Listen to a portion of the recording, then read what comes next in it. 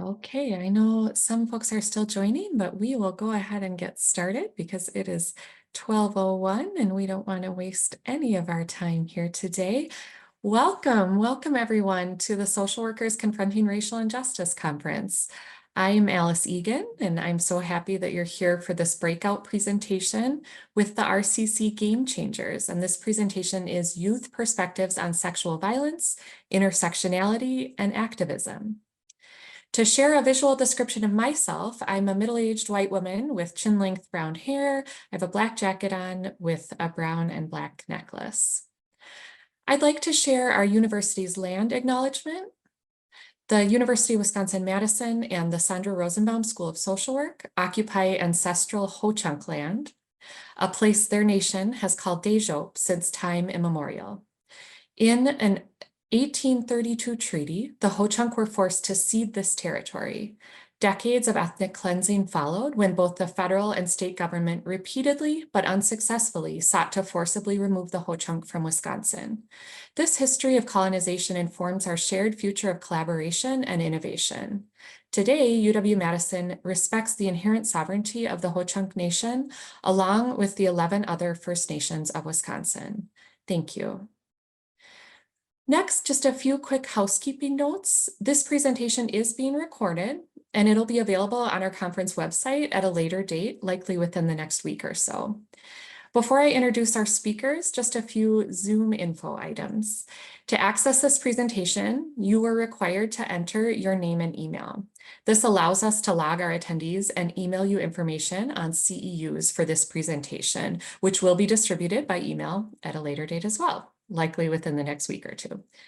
Your cameras and microphones will remain muted during this presentation. We do have a Q&A feature where you can submit questions for our presenters. We will likely save questions for the end. The presenters have planned about 15 minutes at the end for questions. So you're welcome to enter questions, but they'll likely save them for the end unless they're quick clarifying questions that we need to address in the moment. Due to the large volume of attendees, we may not be able to get to all questions submitted.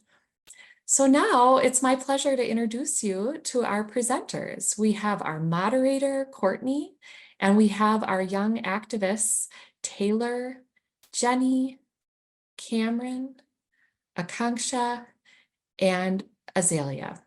We're so fortunate to have this panel here with us today for this discussion and for a conversation about youth activism and about what matters most to youth in our community right now. I will now turn it over to our presenters to introduce themselves and share a bit more about their background and start their session today. We're just delighted that you're all here. Thank you so much, Alice. We are so happy to be here with you all today. I will be screen sharing some slides here, and then we will jump into our introductions. Give it a moment. All right. Great. There we go. Hi, everybody. My name is Courtney Schwalbach. My pronouns are she, her, or they, them, and I am the prevention specialist at the RCC Sexual Violence Resource Center. Part of my job is having the great honor of coordinating our youth advisory board known as the RCC GameChangers, 5 of which are here to chat with you all today and give you their perspectives on sexual violence, intersectionality, and what activism looks like to them. I just want to give us a brief content warning before we really jump into things. As I just mentioned, we will be talking a little bit about sexual violence today. My one ask of any audience that I am with is that they are practicing self-care. So just pay attention to your body, be aware of how content is landing with you. If you're experiencing any of the symptoms, kind of signs listed on the screen here, that might just be your body sending you a quick message that you're not feeling super comfortable. I encourage folks to do whatever they need to do to take care of yourself. As a great reminder, we can't see your camera at all. So if that's a great relief to folks, you can do whatever you need to do and no one has to know. I also just like to remind folks of our 24-hour helplines at the top of any presentation. So we have helplines in English and in Spanish. Both of those lines are answered by native speakers of those languages. And if anyone wanted to call the helpline and speaks a language other than English or Spanish, we invite them to call our English line so that we can set up a 3-way call with an interpreting service. If you're wondering why it's called the 24-hour helpline, it is available 24 hours a day, 7 days a week, 365 days a year, and it is always answered by one of our advocates or one of our trained volunteers. So if you need that resource today, that's great for you to know. Otherwise, as I think as social workers, mostly social workers, it's a great resource to have in your back pocket. Also, just want to give us a heads up about the agenda today in case folks might be anticipating wanting to leave parts of the conversation. This is how it's really going to break down. We are already into our introductions here. This will take about till about 12:15. We'll spend a little bit of time talking about the GameChangers program. The GameChangers will give us our perspective on that.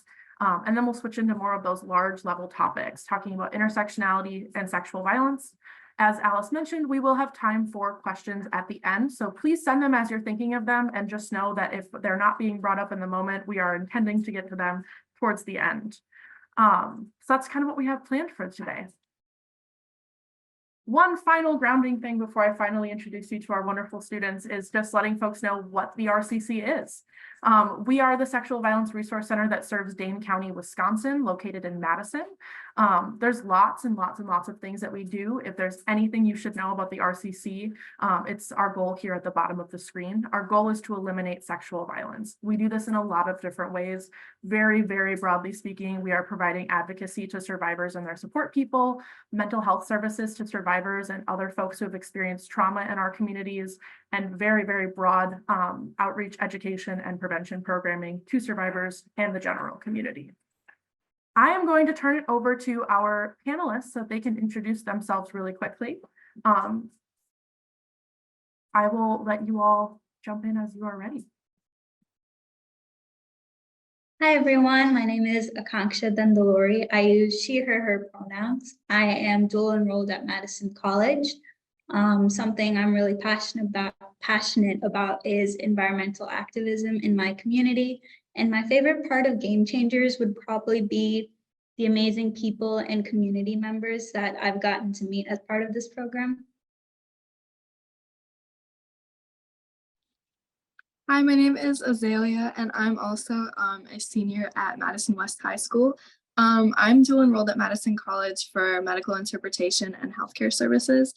And something I really liked about the RCC is that the work that we do kind of centers around treatment for people in medical and different social settings.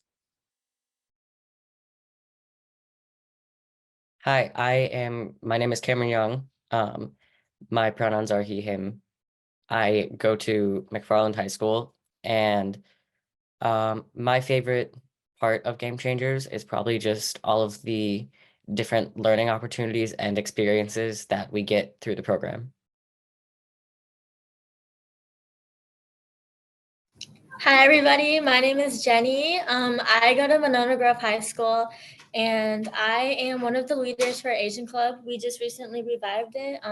I hope that I go to school for becoming a paralegal. And one thing that I like about GameChangers, I pretty much like everything. I'm very interested in like the topics that we talk about. It's a good way to like, start up like conversations and like just activism in general. Hi, my name is DuVarney. I'm also a senior at Madison West. At school, I'm a part of student council and Key Club. And one of my favorite things about the GameChangers program is how involved we become with the community. It's something that's really fun and unlike any other organization.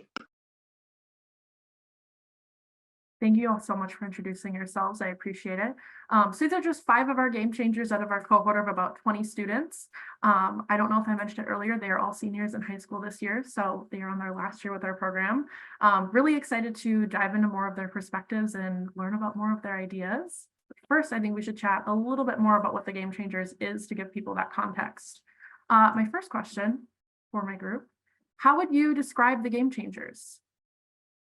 Yeah, so the GameChangers program, like Courtney mentioned in our intros, it's the youth advisory board for the RCC. It's open to all high school students in Dane County. We have a ton of opportunities. We learn about various topics related to sexual violence, and we also collaborate on final projects that are engaging with the greater Madison community. So for example, last year, we planned a rally at the state capitol, and an art show down at Union South. And both of those were to commemorate the 50 years of the RCC. So it was really fun to be able to get to engage with a bunch of people from all over Madison to put together these two events. And it's definitely a big part of what we do. Perfect. Thank you so much, Taylor. Before we keep diving into more questions about the Game Changers, I just want to acknowledge a question that's popped up in the chat. Someone has asked, what does RCC stand for? So RCC, we used to be known as the Rape Crisis Center. We decided last year to change our name to RCC Sexual Violence Resource Center. So it's really an homage to our original name and a way of recognizing that we have been known in the last 50 years shorthandedly as the RCC. So it's nice to kind of keep that in our name while still changing it to reflect the to better reflect the services that we're providing the community. I appreciate that question. Thank you. Okay, another question for my panelists here. I'm going to have all of you answer this question, please. What made you get involved with the Game Changers and with activism more generally? I first heard about the Game Changers through one of my friends who was involved in the program at the time when she was talking about what they were doing for the final project last year. And I thought it was a really interesting way to be involved with activism and other things happening in my community. As for how I got started in activism, I think it all started for me when in the middle of COVID, probably hearing about all the inequities caused by the pandemic. And yeah, that's how I got started on this journey. I also kind of became like involved with the RCC for similar reasons. I'm in my 4th year, so I kind of initially joined the group in the middle of the pandemic.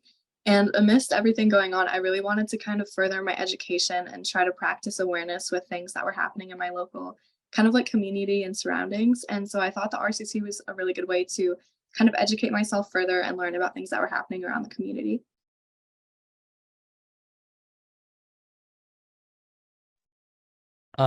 For me, I first heard about the Game Changers program from my school GSA advisor who recommended it to me.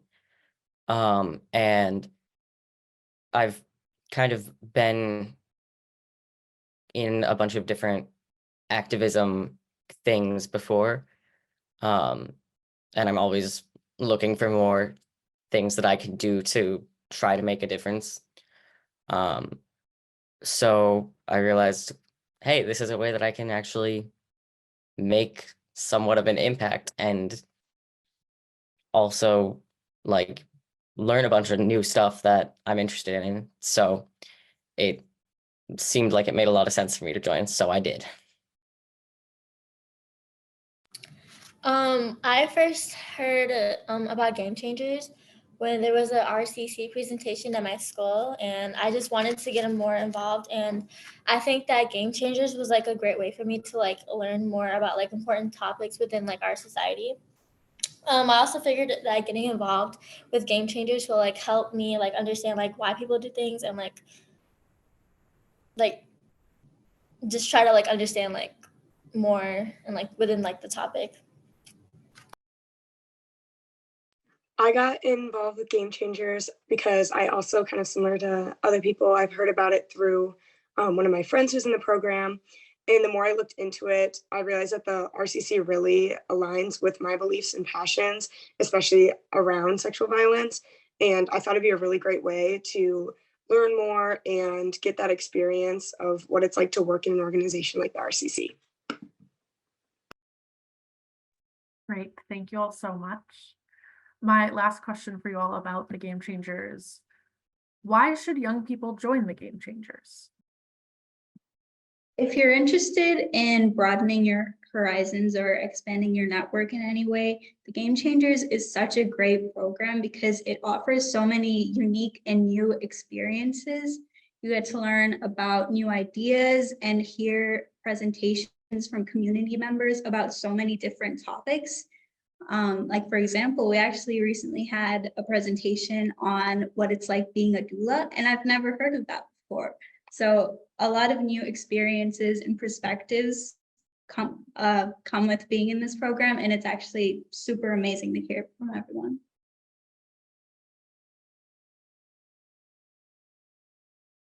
I would recommend joining the GameChangers for like anyone in high school who is interested in activism of any kind, because it is essentially just a way for you to literally get paid to be involved in things you already want to be involved in and learn more about topics you're already passionate about, which Courtney always tells us if we're telling people about the GameChangers, we should mention that it is paid, because a lot of people don't realize that. But essentially, yeah, you get paid to learn more things about any like activism topics that you are already interested in. And we even have like options to kind of customize what we learn about. So it's very much based on the interests of the students involved. And we have a lot of control over things like what projects we do. So right now we're planning an art show. That's what my group is doing in the GameChangers program. And essentially, it's just a really good opportunity for anyone interested in activism, because it gives you a lot of opportunities, and both for doing things and learning things. So yeah, I would recommend, if there's anyone who you're thinking of while hearing this, who's in high school, who you think it would be good for, definitely tell them about it, because it's an amazing opportunity. Wonderful. Thank you all so much. I really appreciate you giving your feedback, and I hope that was helpful for our audience members to, again, just kind of understand what we do, why we've been invited here to chat with you all today. On that note, we're going to switch to much broader categories, our other two sections, starting with intersectionality. Before we get our young folks' perspectives on this, I just want to ground us a little bit in case this is a fairly new word, a new topic to folks. So intersectionality is a term that was coined by Kimberly Crenshaw in 2001. I think the quote here at the bottom sums it up really well, so I will read that. Intersectionality is a lens through which you can see where power comes and collides, where it locks and intersects. It is the acknowledgement that everyone has their own unique experiences of discrimination and privilege. Just to rephrase that, it's really just the idea that all of an individual's identities are intersecting at one time, whether they are marginalized or privileged. And we all have very unique experiences based on that. This idea initially came out of Kimberly Crenshaw's experiences as a Black woman operating in spaces and often being asked not to consider her race or her gender. Whereas she decided, you know, I'm affected by both at all times, and I should be considering both at all times. So it was initially understood more strictly within that framework, and it's been kind of expanded since then. Hence the graphic that we have here. We think of identity a lot more broadly, and we think of, therefore, intersectionality a lot more broadly. So this is the idea that we will be kind of ruminating on for the next little bit or so. I'm going to turn it back over to our students with some questions. Why do we need to consider intersectionality when working with young people? Well, I just want to say that like it recognizes that like many individuals have like multiple identities and experiences that like intersect and like influence like younger people like us, obviously. I also want to say like because it like recognizes and like reflects on like younger people, like it informs like our understanding of like different forms of like discrimination and like the privilege that impacts like younger people and or students. And that like we can like apply like intersectionality in like practical ways by like recognizing and like valuing like these like harmful experiences and identities, and like tailoring our like approaches to like meeting like specific needs for like different groups and people. I really love what Jennie said there. And I think kind of building off of that, also considering that all individuals have individual needs and identities. And that's very important, especially when working with young people and kind of now what we're going to talk about a little bit is into social work. Young people should always be treated case by case instead of one size fits all.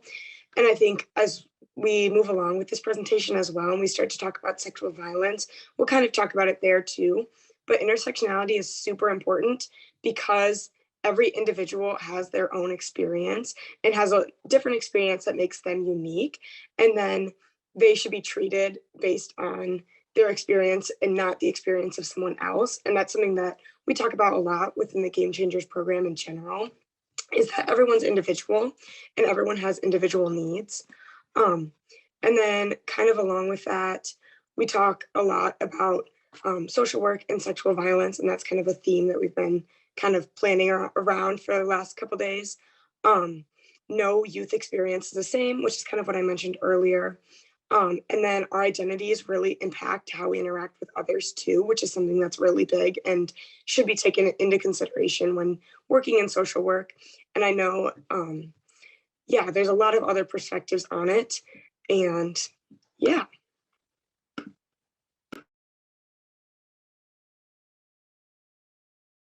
As Jenny and Taylor both said already, your identities impact you a lot, both in how you view yourself, how the world views you, how you interact with the world, and vice versa. But it's even more important to consider these identities and how they intersect with young people, because adolescence is a time where people are figuring out who they are and what their identities are, and also what they mean to them. And it's very important to not only give them the space to figure out who they are and what their identities mean to them, but also to validate those identities and try to like understand them. Because especially when you're young and still, you know, your brain is still developing, you're still figuring out who you are, even with those identities that you don't really have any control over, like your race. You can't really change your race. But as you get older, it kind of means different things to you, and you're learning about yourself and how your identities affect you and how you want them to affect you. So it's especially important to consider people's identities and how they interact when you're working with young people, because of how they're still they're still figuring it all out. And it's important to acknowledge that and realize that they don't have it all figured out, and they're still, you know, changing, and it's important to validate that and acknowledge it. Yeah, thank you all so much. Another question for us to consider: why do we need to discuss oppression and intersectionality when doing social work more specifically? So I'd like to begin my answer to this question with a little experience I had. So I think it was around this time last year, I had just finished a presentation that I thought was pretty good about COP28 and how the different economic and financial developments happening in the country were affecting kind of like the politics and the environmental activism side of things. And I remember the very first question I got from my professor after my presentation had ended was what my ethnicity was. And I remember just sitting there thinking like, what?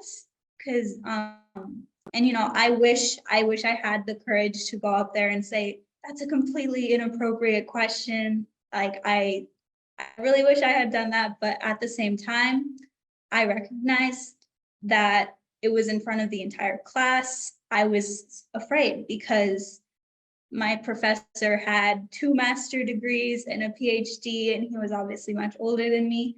And so I think when we're discussing oppression and intersectionality when doing social work, it's important to realize how power imbalances and the biases we have inside of us can impact our everyday lives and how we interact with other people. As social workers, or like as honestly, just as people in general, I think it's important to understand the biases within us, because let's be honest, we all have them. But I think addressing them and understanding that they may not always be right, and that they can hurt people around us, whether intentionally or not. And yeah, I think that's all very important.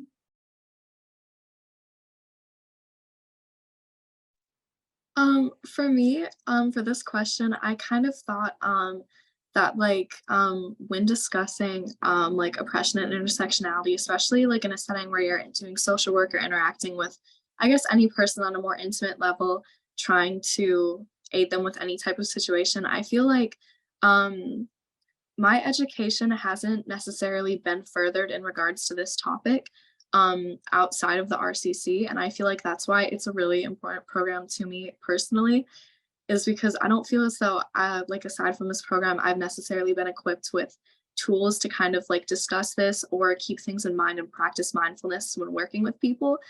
And because I hope that I can work in a social setting where I can interact with people and address their issues professionally, I really am thankful for the fact that I think the RCC in this program has kind of preached mindfulness, especially when surrounding social work and issues such as power imbalances and kind of like the partiality of individual experiences. I really think mindfulness surrounding intersectionality is so important.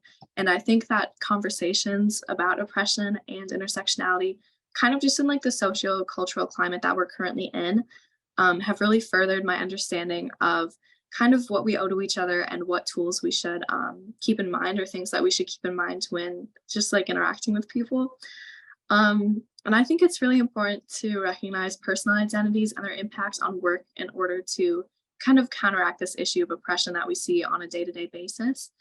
And I think that with all of this, a main focus should be to work towards the minimization of power imbalances, because that's obviously something that is unfortunately very prevalent today. Like Akanksha was saying, with we have like assumptions and biases that are very, very prevalent. We have actions taken that are frankly unjustified and can't really be something that's like just and rational to do, but it's something that's excused today because of the climate that we're in. So I really just think it's important with all of this to really work towards the minimization of that like power threshold that separates so many different people. Yeah, thank you both for your answers. I really appreciate coming from, you know, very personal aspects of it, and then kind of reiterating a lot of the stuff that we talk about in the Game Changers a lot of the time. So much appreciated. Azalea, I'm so glad that you mentioned power. I think that's a really great segue into our last big topic of discussion here, which is talking about sexual violence. Just again, kind of grounding us before we jump into some questions about this. We define sexual violence at the RCC as any form of sexual contact that happens without a person's consent. So if you're thinking about it, that's really a category, not a singular behavior, which is why we've set up the graphic in the way that we have. So all these little raindrops we're seeing here, those are behaviors that fall under the category of sexual violence. So when we talk about sexual violence, we could be talking about individual behaviors from this list, all of them, some of them, that sort of thing. I also just want to share this quick resource that one of our brilliant students suggested that we add a QR code to here, just in case folks aren't super familiar with this and they want to learn more. This QR code will take you to the National Sexual Violence Resource Center, which I believe is now called Respect Together, or it is a program of that. So if the name doesn't pop up as the NSVRC, they changed the name recently and it's escaping me right now. That's a great resource if you want to learn more, and it's a great place to jump off and find other resources to learn about. The other thing I want to mention before we keep moving is that we're going to use the term rape culture a few times in the next few minutes or so. I don't want to give too much away about that, but I will just say that rape culture is a culture in which sexual violence is normalized, pervasive, and excused. So on that note, I think we can just kind of jump in here and bring it back to our panelists for some more questions. Very, very broad question for you all. What do people need to know about sexual violence and rape culture? To start it off pretty broadly, and kind of like what we mentioned with intersectionality, sexual violence is not one thing, it's not one definition.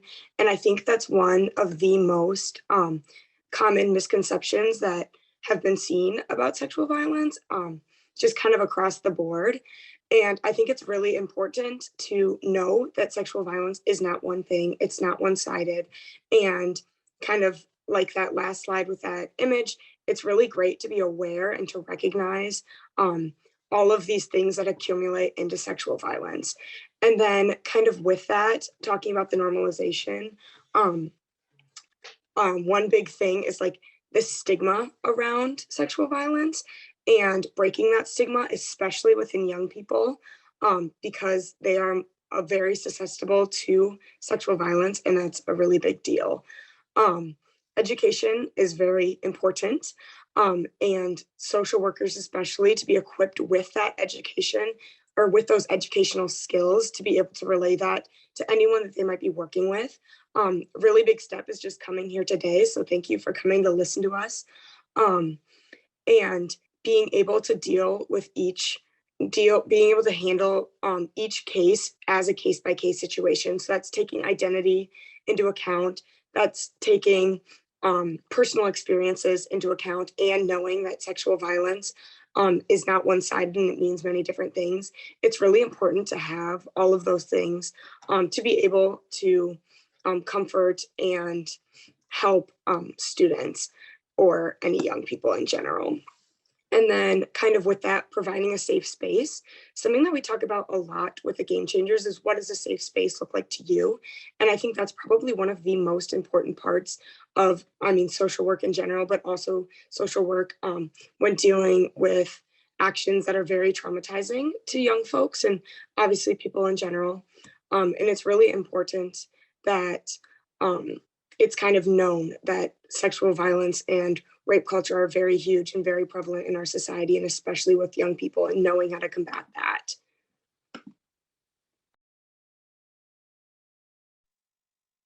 In response to the question of, I guess, why it's so important to educate people about rape culture and why it exists, and just things that we should be educating people about in regards to rape culture, I think like a bottom line for me is the fact that it's the fact that our social climate allows rape culture to exist. And not only like on the spectrum of rape culture, I don't even think it's necessarily the singularity of very extreme cases of sexual violence and rape culture that we see, but additionally the fact that things like hypersexualization, fetishization of many different marginalized groups are so normalized in today's society that it is kind of enabling rape culture to exist. And I think because rape culture is kind of an umbrella, or it kind of applies to, I guess, an umbrella of events, it's not just one singularity. And so I think that treatments and actions and even things that are less and deliberate and intentional, and they're more so kind of just like internalized biases,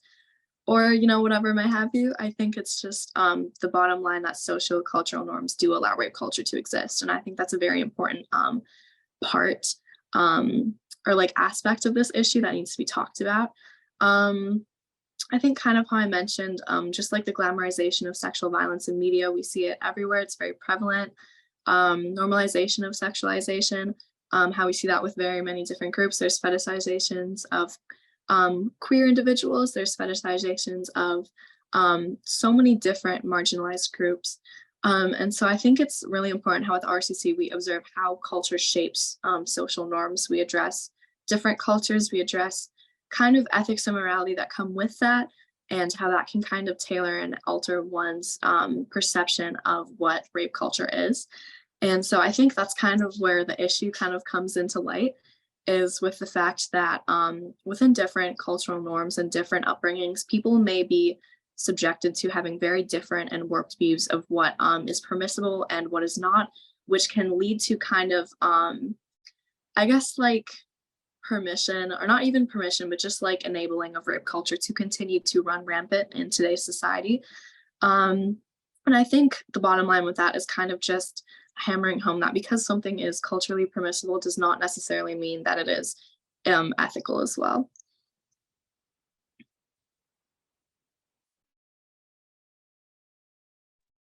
Yeah, so I very much think that,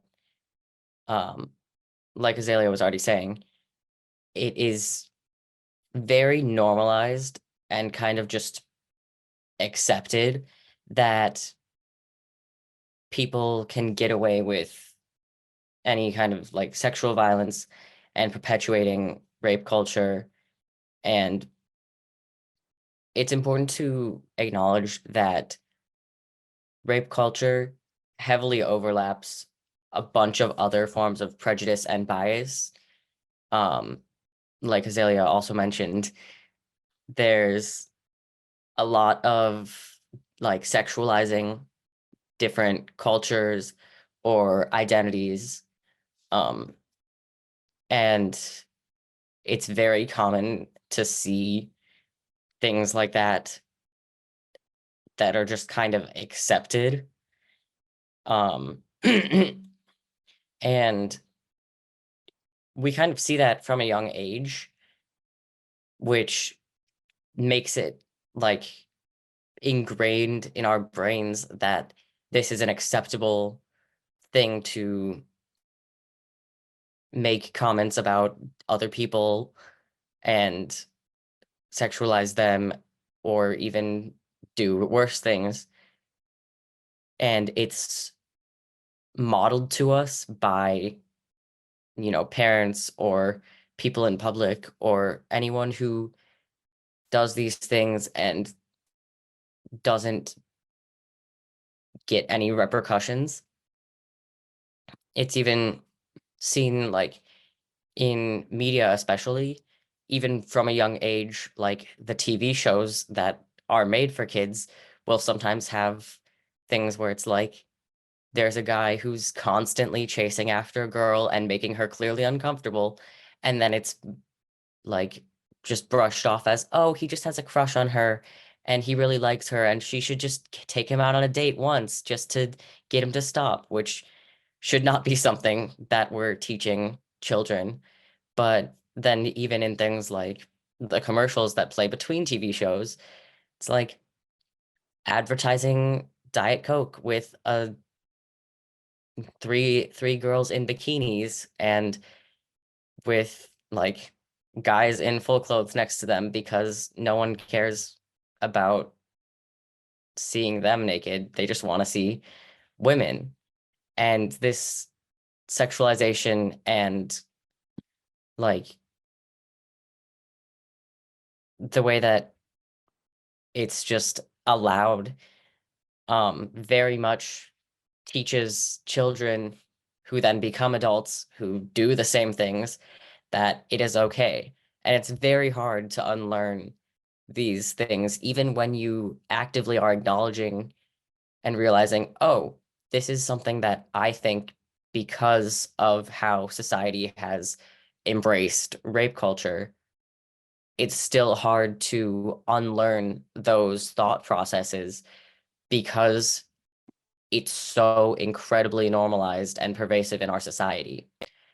And it truly is everywhere. Like in one of our recent meetings, at one of our GameChangers meetings, we were looking at rape culture in media, and one of the examples we saw was through magazine covers, and it was so incredibly clear just how disgusting. I think the exercise we were doing is identifying male gaze, which is essentially just the way that most media is and many things are made to appeal to the heterosexual man, and kind of just be what men want to see. So we were looking at magazine covers, and it showed like from the same magazines, the same magazine brands, it would be women with very little clothes in like submissive positions and all of these things to be attractive. When then if you looked at the covers with men on them, it would be like men in suits in powerful poses and essentially showing men as superior to women and women as just sexual objects.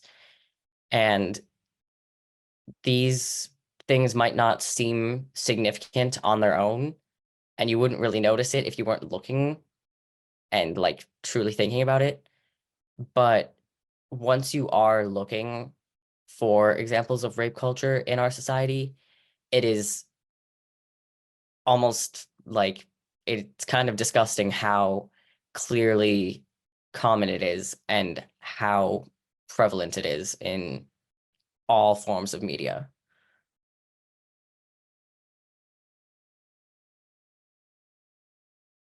Yeah, thank you all so much. Again, I know that's a very big question. They just threw a lot of information at you all, and it's all so valuable. So I appreciate that. We can get a little more specific now. I think that might be helpful. Thinking about working with young people who have experienced sexual violence, what do adults need to know about working with teen survivors? Well, from a teen's perspective, for one, it's very important to like validate and listen to their feelings. Whether if it's like past or like recent trauma, I say this because like survivors, like we have like our own pace, or they have like their own pace and like wanting to like express their stories. And it's really like up to like adults to like let them know like that their voice like matters.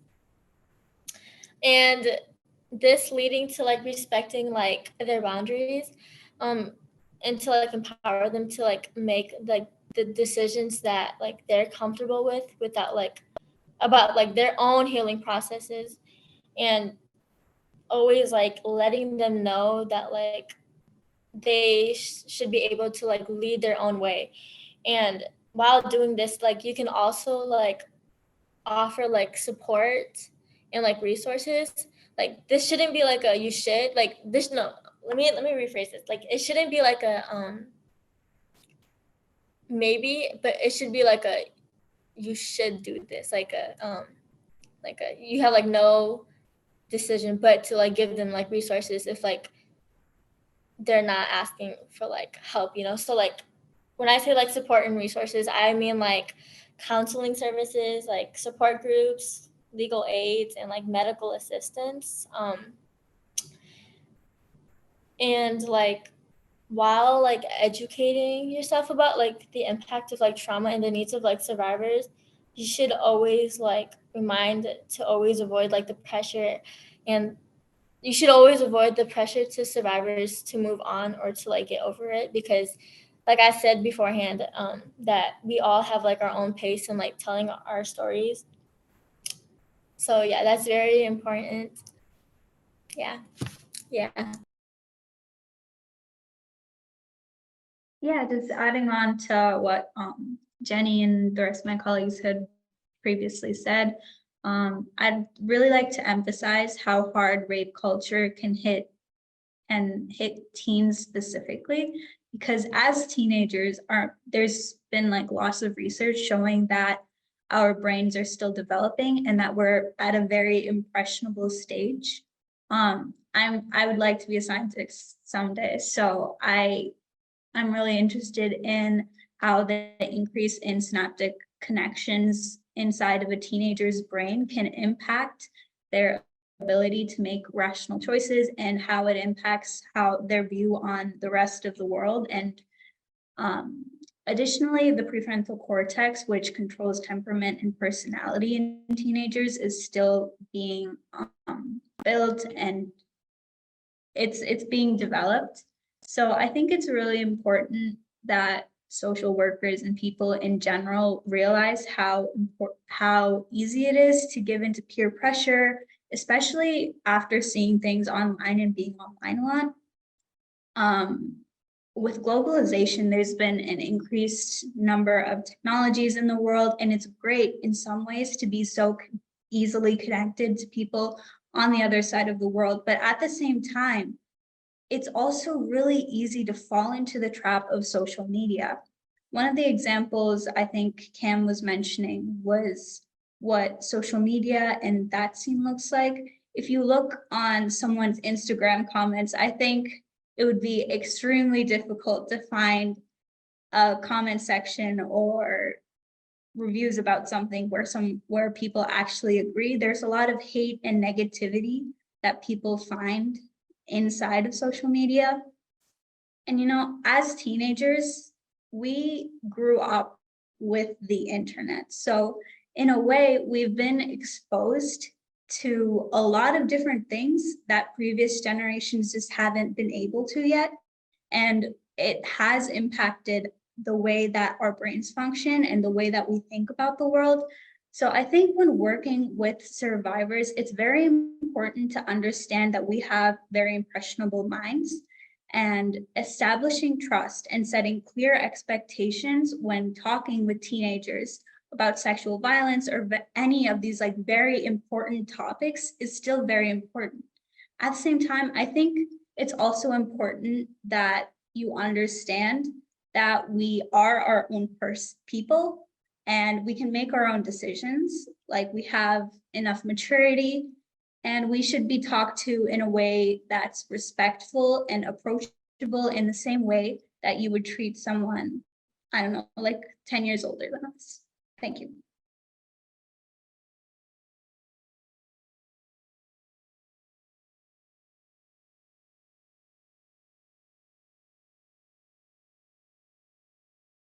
Yeah, I really appreciate those answers. Thank you both so much. Another question for us to think about, getting even more specific, really whittling it down here. What can social workers do to dismantle rape culture and end sexual violence? So I'd like to kind of start this off with the definition of what social work is, which I'm sure all of you know, but I think it's really important when answering this question. So this definition is the global definition for social work. It reads, social work is a practice-based profession and an academic discipline that promotes social change and development, social cohesion, and the empowerment and liberation of people. Now, in my opinion, that's a very powerful definition. And also, I think it kind of explains how much power social workers have, especially over the lives of young people. And I think that power can be used for really good things. And I'm very optimistic about social workers and their work, especially kind of, again, all of you guys in this Zoom today. So I think the first thing that we talk about is the first big important thing is to acknowledge the problem. And I think dismantling rape culture and ending sexual violence in general is a very difficult thing to do. Just acknowledging the systems of oppression that have been prevalent in our society for hundreds of years, especially when it comes to education. And acknowledging the problem is a very powerful first step that can be taken by social workers to dismantle rape culture and ending sexual violence. So what does acknowledging that problem look like? It is acknowledging, kind of like I just mentioned, all of those systems of oppression and really driving that into the work that you all do as social workers. It's also showing respect and passion towards helping others. I'm sure all of you in here have passion towards helping others, and it's really important that that passion is really shown and really individualized to everyone that you help. And that's also working actively to confronting the problem in your own workspace. So while dismantling rape culture and ending sexual violence is a huge social issue, there's a lot that individuals can do in their own workspace that can contribute to that greater outcome. And I think that's really important. And I think that's a big takeaway that can be taken from this presentation today. Another thing is just creating safe spaces. So I've mentioned this kind of in the last two sections where I've spoken, but And here's a good visual, is creating safe spaces. We have building trust and connection, empowering teens, providing resources, modeling safety, and centering accessibility. So all of these things are things that we talk about a lot within the Game Changers program, but I think all of you can take this home and take this to your workspace and use it as just one small way to confront and work to solve the problem of ending rape culture. And then again, just really honing in on acknowledging the problem. And that's just the biggest takeaway that I think can be taken here today. I absolutely agree with all of that. And I think that obviously one of the first steps to dismantling rape culture in any situation is to make sure that you are educated on the issues with rape culture and sexual violence and related issues, because you really can't help anyone else when you yourself aren't first aware. So you have to work hard to unlearn the rape culture and normalization of sexual violence and everything that you're kind of, like I said earlier, taught from, since the time you understood language. And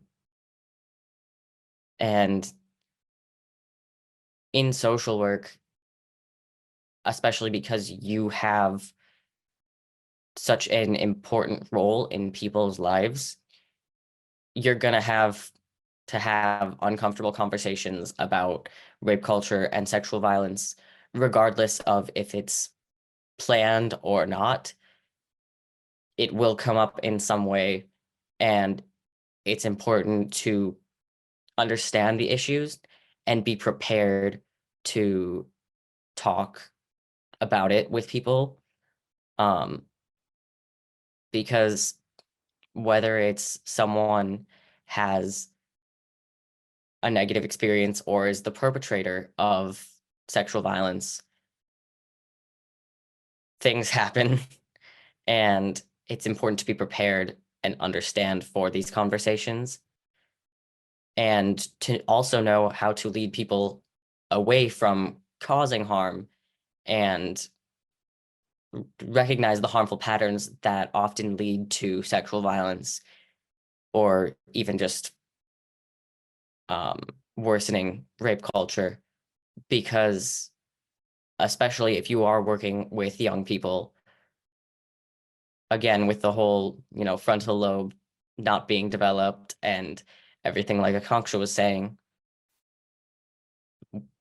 teenagers are very influenceable and learn harmful ideas and harmful patterns very easily, but they can also be taken away from these harmful thoughts and patterns almost as easily, because all it takes is someone who they understand teaching them why it's wrong. And it's especially important when you're working with teenagers, specifically teenage boys, because they are very often, unfortunately, part of the problem with rape culture and sexual violence, which I have seen firsthand with my peers. It's kind of disgusting how they will often just talk about these things, and not in good ways. But it's important to remember that developing brains pick up on everything and will take in whatever they're given. So what they learn and what they're allowed to learn can either contribute to rape culture or prevent it. And what you can do is very important to kind of take action on that and it takes a lot of effort, but it is absolutely crucial for people working with teenagers to help them understand what rape culture is and know that sexual violence is not an option, and help them unlearn these patterns of thought that come with rape culture.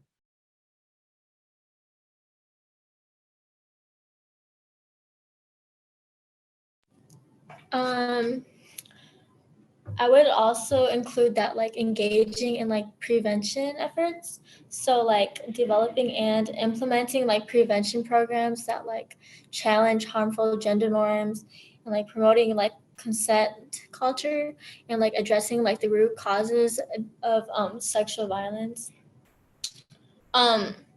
Another thing that I also want to include is like collaboration and like networking. Social workers, like they can like collaborate with like law enforcement, health providers, educational like institutions to like establish like the responses to like enhance like prevention strategies and advocacy and like policy change. You can do this in like multiple ways by like social workers can like advocate for like policy changes at like local states and like national levels to like improve like law related to like sexual violence and improving like survivor support services, such as like offering like counseling, advocacy, resources like hotlines, shelters, and like legal aids.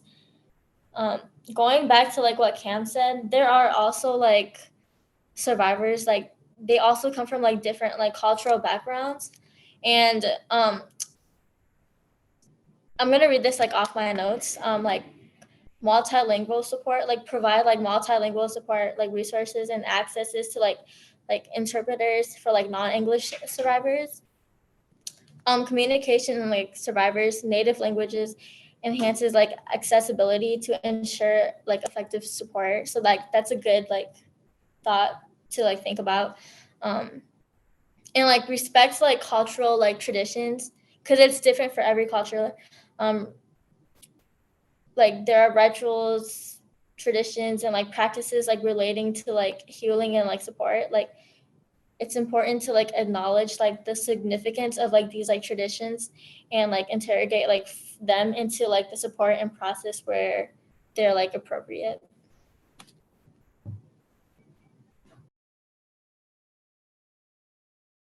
Wonderful. Thank you all so much for your perspectives. I really, really appreciate it. Before we jump into Q&A, I'm just going to do a little bit of preemptive closing stuff just because I want folks to get this information and not kind of throw it in at the last minute. Always just love to highlight all the other wonderful resources that are available to young people in our community. Again, I know this is open, so it might be people who aren't actually here. We are serving Dane County, so the Madison and Greater Madison area in Wisconsin. We are so lucky to have a plethora of organizations available here. These are just some of them. Just a great reminder that youth deserve support. Youth also deserve support that's really specific to their needs. And when we're referring folks out for services, just making sure we're giving them, you know, the most relevant services for whatever they're looking for. These are some of them. Love to highlight those. Also just wanted to mention how to stay connected with the Game Changers and with the RCC more broadly. A few different ways to do this. You can always follow us on Instagram. The Game Changers program page is at rcc.gamechanger. The RCC Sexual Violence Resources page, sort of more broad organization, is at Rape Crisis Dane. Lots of great ways to just kind of see what we're up to, but also we share a lot of educational resources on our Game Changers account, especially. So if you're wondering kind of where to start, you want to keep up with things that matter to young people, this is a really good way to do it. Other ways to keep up specifically with the Game Changers, learn more about the program, you can always visit our website. You can find us at the rcc.org/gamechangers. The program information is on there. My contact information is listed there. Also, just reiterating, if you know any young people who would be really great for this program, would really benefit from this program, I encourage you to invite them to check out our website and fill out our interest form for next school year's applications. And then again, I'm a contact as well. So I coordinate this program. If folks have questions, I am more than happy to exchange emails, jump on a Zoom. I am always happy to talk about this program and how we might build partnerships with other folks or get more folks in the door. So just a few ways to stay connected with us kind of moving forward. From here, I'm going to stop screen sharing and move into our Q&A section. We're a little ahead of schedule, so encouraging folks to like really dig deep, ask those good questions. I'm going to go ahead and just start with what we have in the Q&A panel, I guess I can call it, on my screen. Game Changers, I'm just going to open these up to you all. Whoever wants to answer them can answer them. Multiple people can answer. It's all good. Let me start with the earliest questions asked. So thinking about intersectionality, someone asks, they're curious to know your perspectives on how intersectionality or different identities may become more or less salient throughout someone's lifetime. If you don't mind, Courtney, I was like actually just reading an article that I think really applies to this. Yeah. So I think this is really fascinating because I think this is part of like a consequentialism type of like ethical standpoint, but I was reading this book and this like article from my philosophy class, and I think it was really interesting because it was kind of talking about how intersectionality shapes kind of like there's, I believe, a brain study that was done on people who had kind of had a like multisectional identity and had accepted the identity and had practiced cultural norms from a variety of different cultures. And I thought this was super cool because apparently people who, regardless of any type of identity, any type of religion, any type of cultural history, if they practiced mindfulness or they practiced certain types of like meditation or just like kind of checking in with themselves, like journal keeping or anything, there was like evidence that their processing of emotions in their brain was a lot more calm. It was a lot less sporadic, I guess. And so I thought this was super cool because the article was addressing kind of what Taylor and Cam, actually kind of what everyone was saying about just like awareness with intersectionality, because it was shown that in people who kind of like when they answered questions seemed to struggle with accepting certain parts of their identity or hadn't like indicated that they'd come to terms with certain types of experiences they'd had or certain issues they had with like just like cultural norms or like cultural differences, it was found that they were a lot less empathetic. And in these different scenarios they were given, they opted out of kind of practicing a type of like, I guess like utilitarian kind of standpoint where they weren't as likely to be like kind towards people. They weren't likely to practice like checking in with people and making sure that like they were standing up for themselves in different spaces. And so, sorry, I'm kind of going on a tangent and my voice is a little like scruffy because I'm sick, but I thought this was super cool because it was kind of talking about how there's like actual science backing the acceptance of intersectional identities. And so I thought that was like super cool. Yeah, thank you so much for sharing that, Azalea. I love that you are like, wow, I can already think of something I just read about this. It's incredible. Anyone else want to answer this question?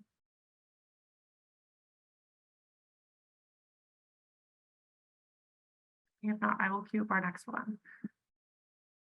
So I had a couple people ask questions about parents and kind of how parents relate to kind of like doing social work. I'm going to ask you both at the same time, and you can answer both or one of them if you would like. They're just very related. So kind of on the theme of how parents clearly like play a huge role in their children's upbringing, and that sometimes parents can be a barrier to working with children as social workers. Folks are wondering, what recommendations do you all have regarding parents who may not understand or support these topics? And how can we support youth who may have different beliefs than their parents?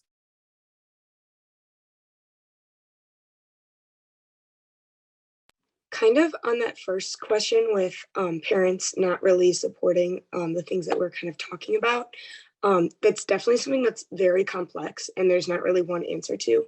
But I think it is important to note that a child having communication with their parents is very different than a social worker with education having communication with a parent, and having that adult to adult contact is very different than having a student or a child to adult contact. And I think it is impactful for social workers to kind of step in, which obviously, though, taking into consideration that every case is different and that might not work for some cases. And then also we have, I know the RCC offers resources, but there are so many resources within Dane County that students can be given that are either like anonymous or can be fed without kind of having that information go right to the parents and the parents being under control. So still being able to give out that important information and kind of the education too, being able to educate and giving out resources, and then as well as considering the contact with the parents if that's applicable in the situation.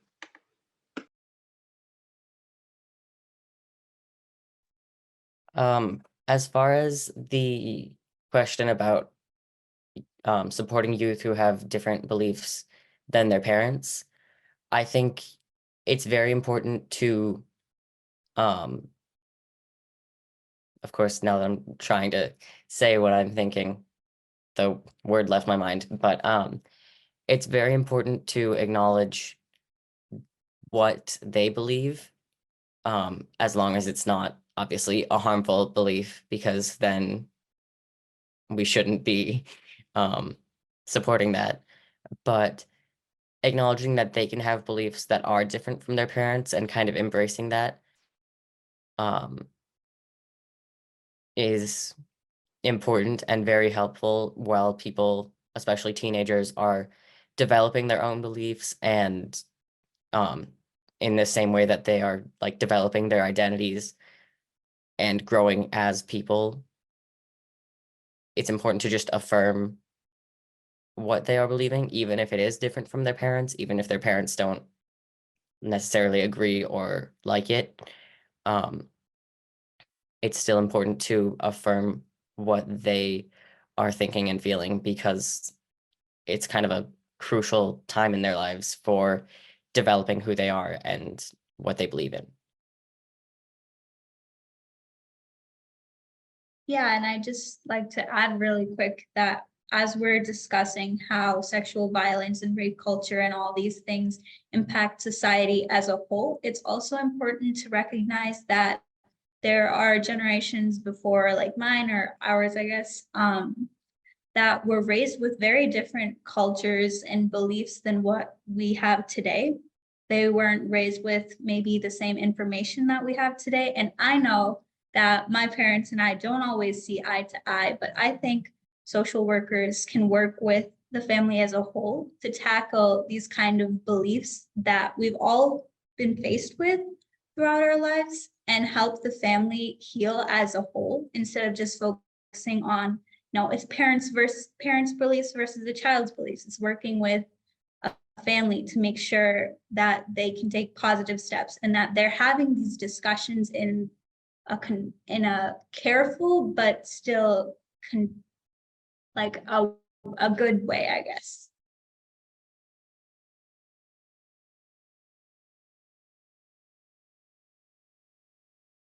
Wonderful. Anyone else want to answer before I move us into another one? Okay. Next question. How do you feel society's rigid gender roles impact sexual violence? So how does gender relate to sexual violence?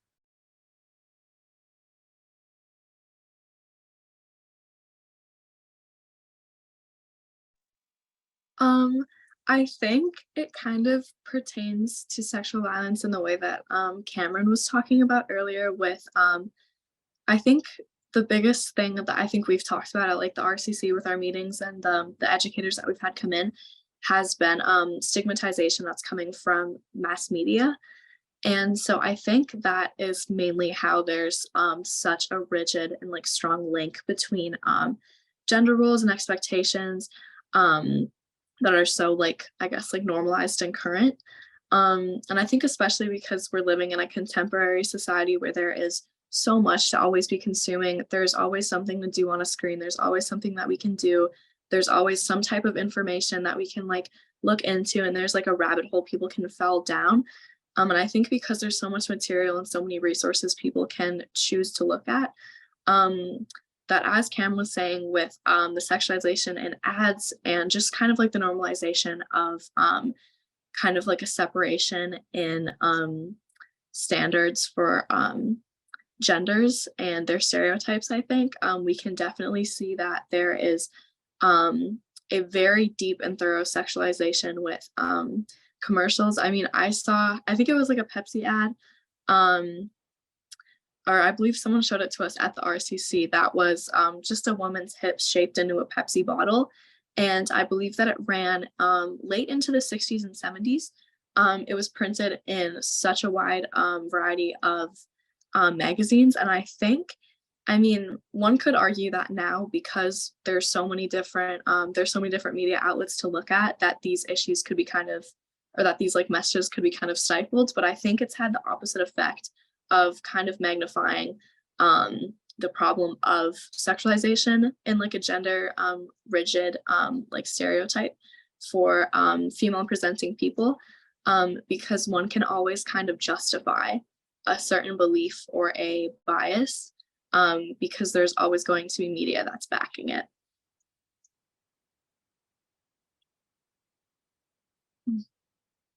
Yeah, I just have a small note on that too.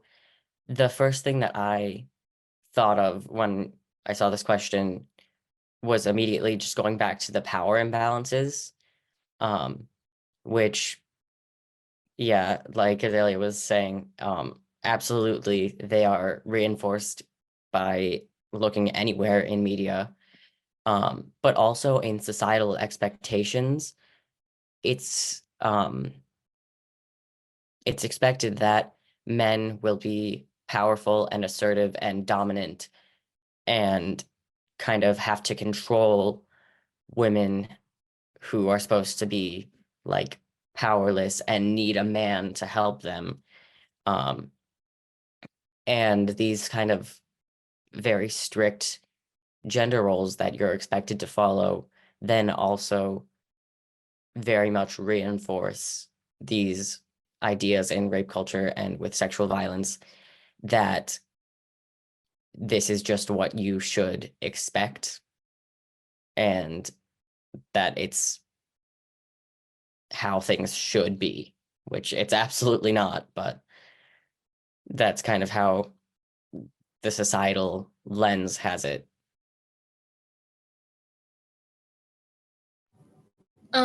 I feel like the expectations and like the stereotypes like surrounding like masculinity and like femininity you guys know what I'm trying to say. Like they contribute to like power imbalances and like coercive like behavior and like victim blaming a lot. So like I feel like that like these roles can like limit self like expression and like perpetuate like harmful attitudes like towards like gender, and like they also like lead to like unequal power dynamics that like contribute to like sexual violence and hinder like efforts to like address and like prevent it. So I just really think that like it's important to like challenge like the rigid gender roles and like just to like promote like respect in general and like equality with like consent in like the society.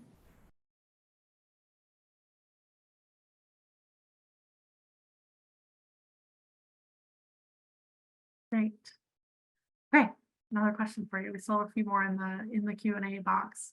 How does cis heteronormativity, so that's cisgender people and heterosexuality being like really centered and like the idea of what is normal, right?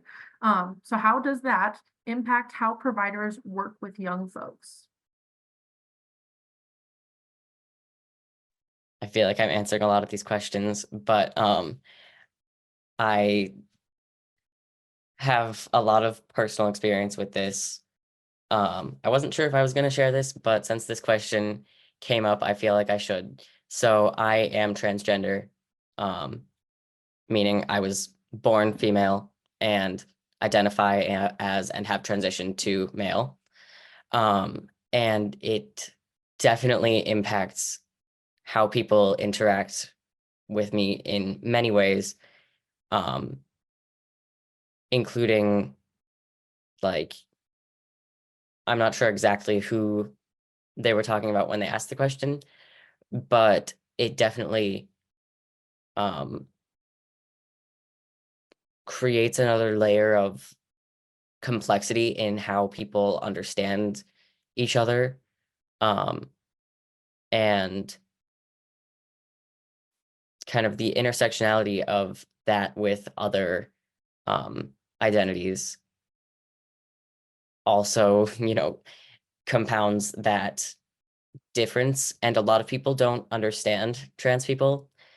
So transphobia, and even not necessarily transphobia, but lack of understanding, can cause a lot of misunderstanding and unintentional bias against trans people. And in terms of sexual violence, you actually see that as well. Unfortunately, the numbers are a lot higher with trans people, with like all forms of sexual violence. And yeah, also a lot of the like tools for survivors are not necessarily made for trans people. So I think that in summary, there are just a lot of barriers in communication and understanding when it comes to trans people. And in the sphere of social work, I think it's important to one, just be educated and open to learning about people's experiences, and not necessarily think that you have the full picture, and be ready to advocate for, obviously that applies for anyone, but be ready to advocate specifically for trans people and queer people as well, because it's important for such a at-risk group to know that they have support.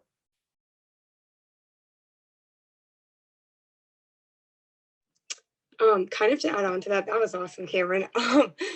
Kind of to add on also for social workers to be able to provide very like a wide range of education, and kind of like we talked about with our intersectionality section, being able to recognize that everyone is different. Intersectionality is different for everyone, and social workers having that education and being able to pass on that education and individualized resources is a huge part of working and trying to end rape culture and sexual violence. And that's just kind of to add on to that.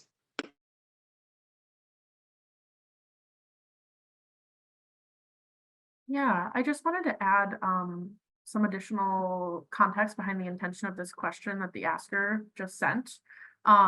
Make sure we're answering their question fully. What we're really trying to get at here is how can the folks in our audience better show up for LGBTQ plus folks that they're working with? We talked a little bit about those things, but I wanted to make it clear in case you all have other things that pop up.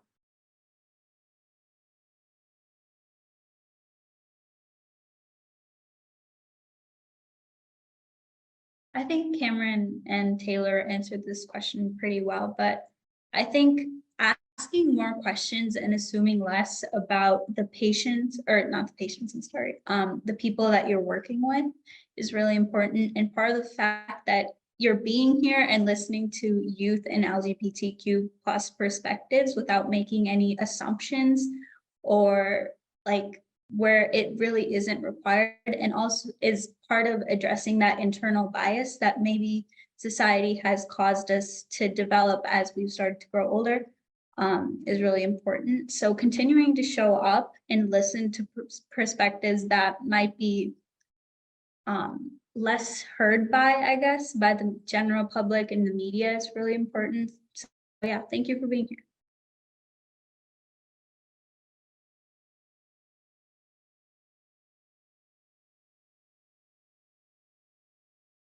Okay, we still have a few more, so we'll try to get to as many as we can.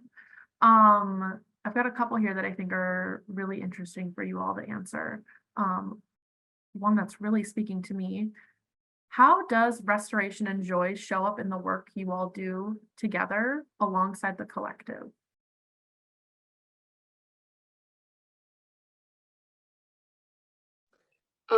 Like me personally, I feel like this program has done so much. Like I would not be who I am without it, which is like it's very heavy, but it's definitely true. And I think like the joy of like doing what we do is just being able to know that we're making an impact, and know that we're also doing it with our peers who are, though we're all from different backgrounds and everything, like we can come together with like what's important to us. And I think it's really important. I think like that in general, like me personally, just gives me a lot of joy, like being able to engage with the people around me and just people in the community as a whole. Yeah, adding on to what Taylor said really quickly, I just really wanted to like emphasize that like I think maybe the coolest thing like potentially about this program is the fact that we like have been like gifted with the ability to like learn so much directly from like the source. Like we've had so many people that were like healthcare professionals. We've had people who were managing like work unions come in and talk to us. We've had people who work in local government that have like come and talked to us about different aspects of working on a state level and a government level and a federal level. And I think also with that, we've also had people who have come in and they've, at least for me personally, I like hope that this like applies to other people too, but I feel like Courtney and our other facilitators have really ensured that we've had so much exposure. And I think it was really necessary exposure, at least for me, to people that have been able to give us their very own like personal experiences, their history with like the attaining of medical care, the history of kind of like their involvement with things, and they've been able to really educate us on like, I feel like especially on like the topic of intersectionality, they've been really able to educate people and give other people in our group resources for just how to kind of move throughout life and live, and how to practice like mindfulness and how to practice just like self-care and awareness when working with other people. And so I feel like that might be the best part of it, is like Taylor said, I feel like so much I need to know, like I wouldn't have known without this program.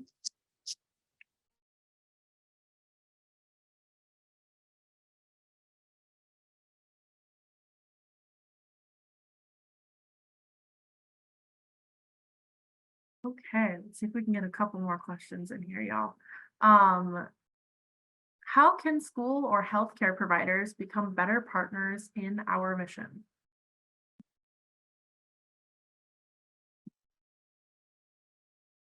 I'm kind of answering a lot here too, but I think the RCC and especially the GameChangers, I know Courtney does a lot with like going into schools and giving presentations, and I think that's a great way. I think plugging the RCC a little bit, but if you, there's so many ways to get connected with us and our mission, just reaching out or going on our website, like there's so many different ways to get involved with us.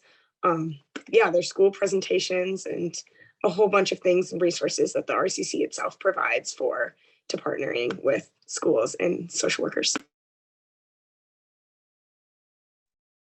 I have a very simplistic answer for this, but it's pretty true. As multiple other people have already said, just assuming less and asking more is very important when working with anyone, especially when it comes to survivors, and also giving them obviously resources, but just assuming you don't know, and also creating a non-judgmental space where they know that they are safe to answer questions honestly and tell you what's going on is extremely important, because they deserve a space where they feel safe to share what's going on and get the help that they need. But the biggest step in that is being open and asking without assuming and without judging, most importantly.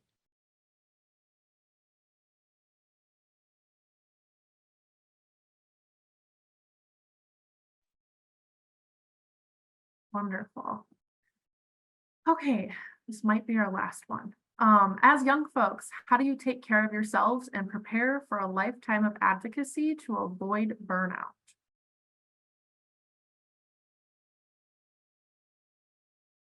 During our Game Changers meetings, self-care is something that is often talked about a lot.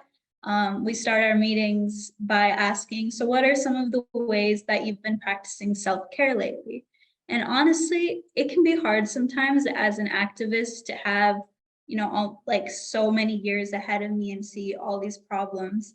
But I think being part of the Game Changers has been really a life-changing experience, like Taylor was talking about, because joining a group of such positively thinking, forward moving individuals can be so uplifting, because it's so nice to see that other people care about the same things that you do, and that there's so much being done, like even in your own community that you don't know about.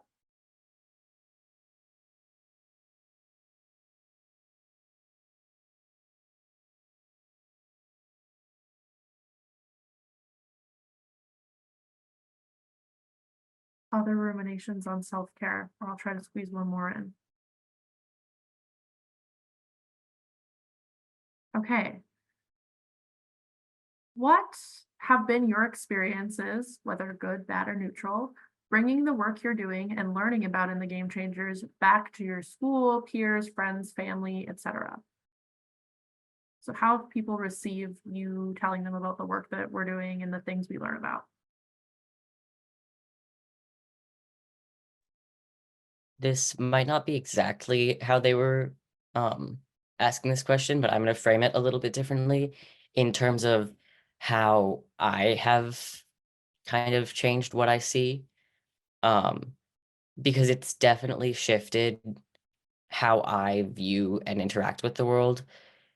In just now I kind of understand more like what is harmful and where it might have come from. And also the nice thing is then I have more tools to kind of help take it away from that direction. But also in terms of sharing it with other people, I've found that as long as you frame it in a non-confrontational way, people are generally happy to learn things and realize like what different aspects of rape culture are and everything. So generally people are pretty open to learn, at least if you have good people surrounding you.